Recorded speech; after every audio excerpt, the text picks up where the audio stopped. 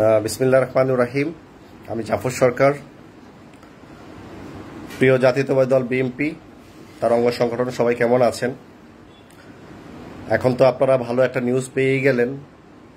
BNP একদম clean image type নেতা খুঁজতেছেন আগামীতে সংসদ নির্বাচন করার জন্য।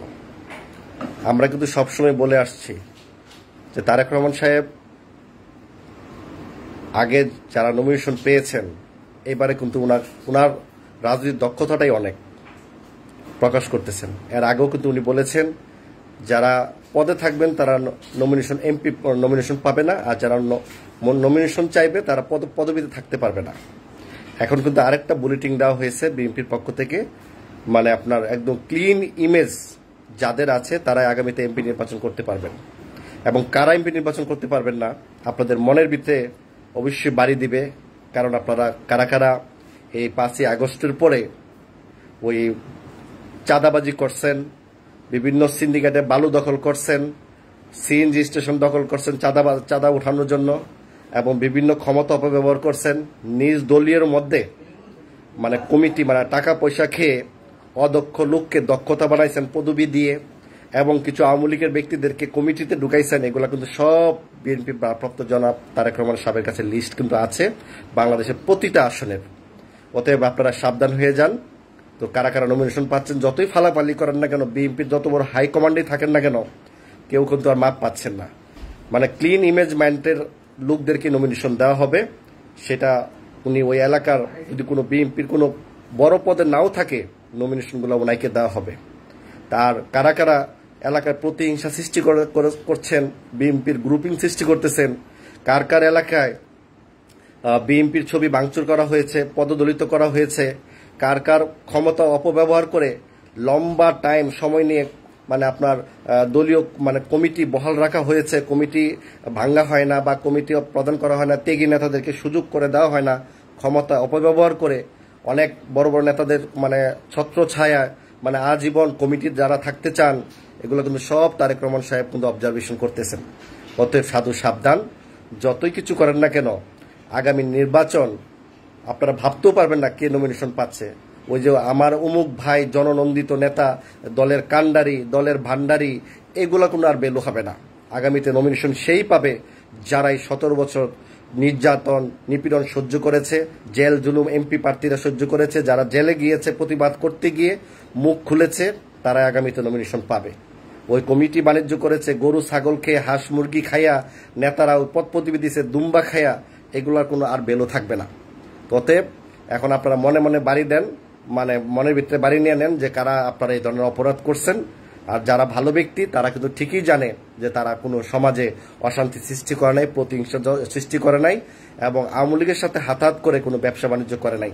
এই যে বর্তমান সিচুয়েশনে যারা আওয়ামী লীগের ক্ষমতা থাকার পরে যারা বিভিন্ন ব্যবসা বাণিজ্য, সিন্ডিকেট, বালু ব্যবসা, বিভিন্ন কার্যক্রম যারা আওয়ামী লীগের নিয়ন্ত্রণে ছিল, অনেক বিএনপি নেতারাই ওই আওয়ামী লীগের সাথে হাত মিলিয়ে ওই আওয়ামী লীগের নিয়ন্ত্রণেই আছে, কিন্তু মাঝখান থেকে তারা কমিশন খাচ্ছে। বিএনপির অনেক নেতারা আছে যে কমিশন খাচ্ছে, সেই ধরনের নেতারাও কিন্তু অন্তর্ভুক্ত হয়ে গেছেন। ভাববেন না যেটা গোপনীয়ভাবে আপনারা খাচ্ছেন, অন্য নেতারা বুঝে জানে না। এগুলো কিন্তু সব বিএনপির হাইকমান্ড জনাব তারেক রহমান সাহেবের কাছে যাবে বা যাচ্ছে। উনি কিন্তু সব ডকুমেন্টারি করতেছেন।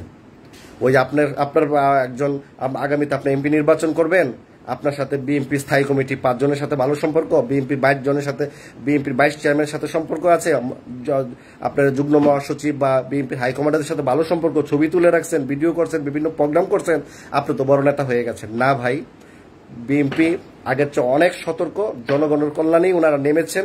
এই 17 বছর বিএনপি নিপীড়ন নির্যাতন সহ্য করেছে, হাজার হাজার নেতাকর্মী আওয়ামী লীগের হাতে নিহত হয়েছে, লক্ষ লক্ষ নেতাকর্মী বাড়ি ছাড়া ছিল, লক্ষ লক্ষ নেতাকর্মী জেল জুলুম অত্যাচার শিকার হয়েছে। তো সেই ধরনের ব্যক্তিদেরকে সিলেকশন না করে আপনাদের মতো চাঁদাবাজ, ও যে যারা অপরাধ করেছেন, ক্ষমতা অপব্যবহার করেছেন, নিজ দলীয় লোকদেরকে প্রতিহিংসা করেছেন, আবার আওয়ামী লীগের সাথে হাত মিলিয়ে নিজ দলের গ্রুপিং লোকদেরকে মানে জেল খাটাইছেন, এগুলো কিন্তু সব লিস্ট কিন্তু হচ্ছে। অতএব সাবধান। এবং বিএনপি ক্লিন ইমেজ লুক খুঁজতেছে, এটাই স্বাভাবিক। কিন্তু আপনারা যখন ভাবতেছেন যে আমি তো বিএনপির হাইকমান্ডের আত্মীয়, আমি তো তারেক রহমানের সাহেবের একদম আস্থাভাজন লোক, আমার তারেক রহমানের সাথে আমার আত্মীয় সম্পর্ক আছে, কোনো লাভ নাই। এই বছর নমিনেশনগুলা নির্বাচন হলে ওই ধরনের ব্যক্তিকেই দিবে যারা দলের জন্য অক্লান্ত পরিশ্রম করেছে, নিজের মা বাবা হারাইছে, নিজের বোন হারাইছে, নিজের সন্তান হারাইছে, এই রাজনীতি করতে যায় নিজের বাইকে হারাইছে এবং নিজে আহত হয়েছে, নিজের জেলের মানে দিনের পর দিন জেল খাটছে এই স্বৈরাচার শেখ হাসিনার বিরুদ্ধে কাজ করতে গিয়ে। ওই ধরনের ব্যক্তিকেই তারেক রহমান সাহেব সম্মানিত করবেন।